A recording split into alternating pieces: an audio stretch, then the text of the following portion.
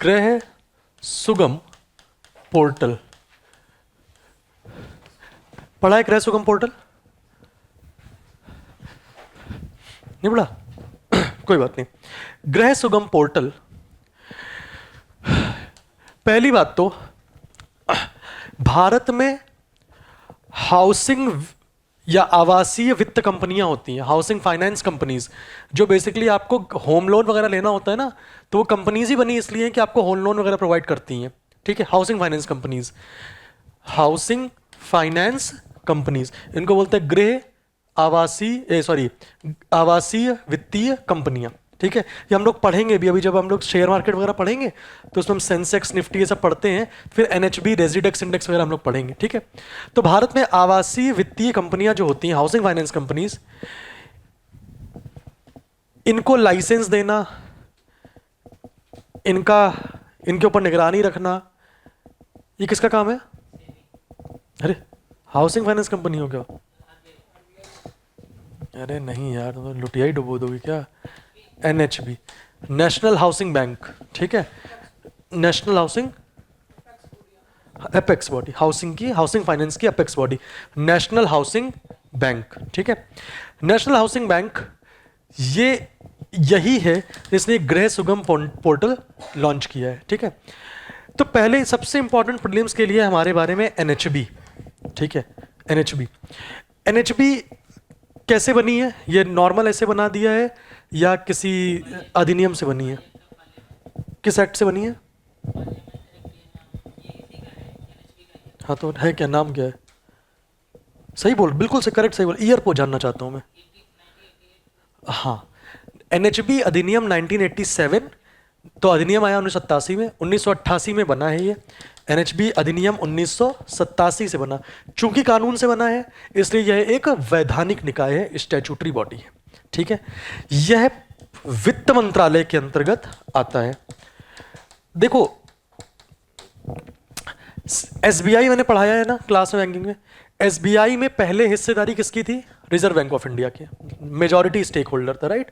फिर 2007 में भारत सरकार ने एसबीआई से रिजर्व बैंक ऑफ इंडिया की हिस्सेदारी ले ली और खुद अपने पास रख ली, क्योंकि भारत सरकार ने बोला कि आप एक विनियामक संस्था हो, रेगुलेटरी बॉडी हो, आप खुद बैंक के ओनर नहीं हो सकते हो, राइट।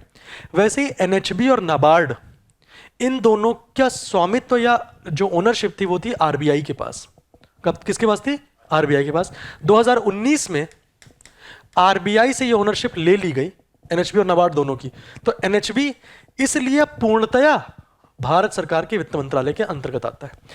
इसी 2019 में बस एक पॉइंट याद रखना प्रीलिम्स के लिए, मैं क्यों बता रहा हूं, उसी में एक फाइनेंस एक्ट आया, फाइनेंस अधिनियम, वित्त अधिनियम।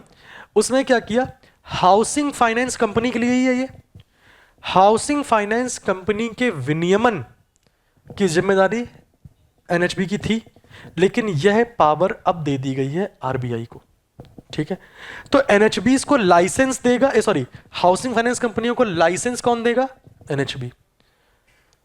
निगरानी भी करेगा, उनको प्रोत्साहन भी देगा, डायरेक्शन भी देगा, लेकिन उनके विनियमन की जिम्मेदारी किसको दे दी गई उठा के?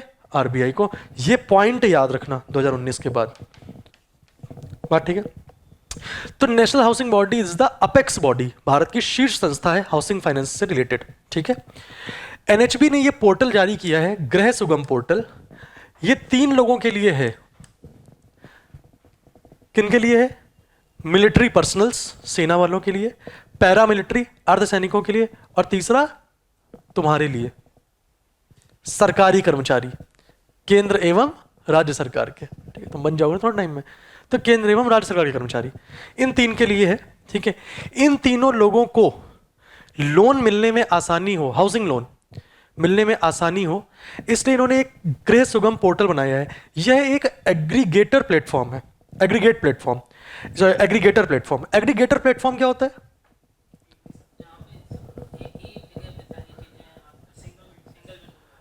Aggregator platform is Zomato, Swiggy. मतलब क्या होता है कि ये पूरा एक प्लेटफॉर्म है जिसमें अलग अलग लोग अपना माल बेच रहे हैं, राइट। इस जो कंपनी है जो जोमैटो, इस जोमैटो का जोमेटो का कुछ इसमें नहीं है, जोमेटो किसी का ओनर नहीं है, ये बस एक प्लेटफॉर्म प्रोवाइड कर रहा है जहां पर खरीदने वाले और बेचने वाले सब आते हैं।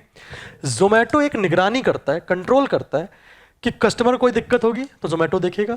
जोमेटो ने एक रूल भी बना रखा है इंटरनल कि जितने लोग इसके पार्टिसिपेंट हैं उनको कम से कम एक बेसिक मिनिमम जो भी उनको है सुरक्षा या जो भी गाइडलाइंस है वो फॉलो करनी पड़ेगी। बात ठीक है। ऐसे ही एग्रीगेटर प्लेटफॉर्म है जहां पर जो लोन लेने वाले हैं वो भी होंगे और लोन देने वाले बैंक भी होंगे या हाउसिंग फाइनेंस कंपनियां भी होंगी। अब किसी एक आदमी को लोन चाहिए, मान लो आपको लोन चाहिए, तो आप उसमें अपनी रिक्वेस्ट डालोगे कि भैया हाँ मुझे लोन चाहिए, तो वहां पर जो भी कंपनियां हैं हाउसिंग फाइनेंस वो क्या करेंगी, अपना अपना क्या नाम है प्रपोजल आपको भेजेंगी कि हम इतने इंटरेस्ट परसेंट पे देंगे, हम इतने पे देंगे, हम इतने पे देंगे। अब तुम्हारी इच्छा है कि जो तुम्हें चुनना हो, ठीक है। इससे फायदा क्या होगा, स्पेशली आर्मी पर्सनल्स को, वे आर्मी पर्सनल जो हाइट्स पर है, काफी ऊंचाई पर है या देश के बॉर्डर्स में है, जो रेगुलर बैंक्स विजिट नहीं कर सकते या लोन्स के लिए बार बार चक्कर नहीं मार सकते कागज के लिए, उनके लिए बहुत आसान है, ठीक है।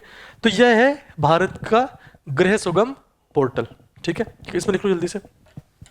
राष्ट्रीय आवास बैंक या national housing bank, Rashtriya Awas bank NHB, ease of doing business कैसे। तो पहली बात तो इसमें क्या हो रहा है, इसमें जो एडमिनिस्ट्रेटिव यूनिट है उनका एकीकरण हो रहा है। कैसे, अगर आप अपने ऑफिस में हैं मान लो, तो आप अपने ऑफिस के या अपने कार्यालय के इंटरफेस से ही अप्लाई कर सकते हो, जाने की जरूरत नहीं है, ठीक है।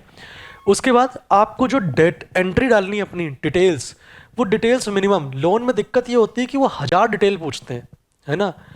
तो इसमें मिनिमम एंट्री, क्योंकि बाकी डाटा वो आपके ऑफिस से कलेक्ट कर लेंगे, मिनिमम एंट्री आपको डालनी है। थर्ड, डिजिटल लेंडिंग, तुरंत तुरंत अप्लाई किया, सारा डाटा उनके पास ऑफिस से है, ये भी पता है कि तुम सरकारी कर्मचारी हो, तो उनको लोन पास करने में भी दिक्कत नहीं होगी, आपकी आईडी वेरीफाई करने में भी दिक्कत नहीं होगी, जल्दी होगा डिजिटल लेंडिंग। और क्या होगा, जो सबसे इंपॉर्टेंट बात थी कि सेना के जो जवान हैं उनके लिए सबसे इंपॉर्टेंट है कि कोई दूरस्थ जगह पे पोस्टेड है, उसके लिए पॉसिबल नहीं है, राइट। तो उनके लिए आसानी हो गई। और चूंकि ये एग्रीगेटर प्लेटफॉर्म पर है, हर कोई क्या कर रहा है, कॉम्पीट कर रहा है, कोई 8%, कोई 10%, कोई 12%। तो एक तो चीजें पारदर्शी होंगी लोन की, जो कर्मचारी है सरकारी कर्मचारी उसके पास ज्यादा विकल्प होंगे चुनने के लिए, तो पारदर्शी होगा, ज्यादा विकल्प होंगे तो ज्यादा किफायती होगा, ठीक है। तो ये सब इसके कुछ मुख्य उद्देश्य हैं जिसकी वजह से सुगम पोर्टल लॉन्च किया गया है।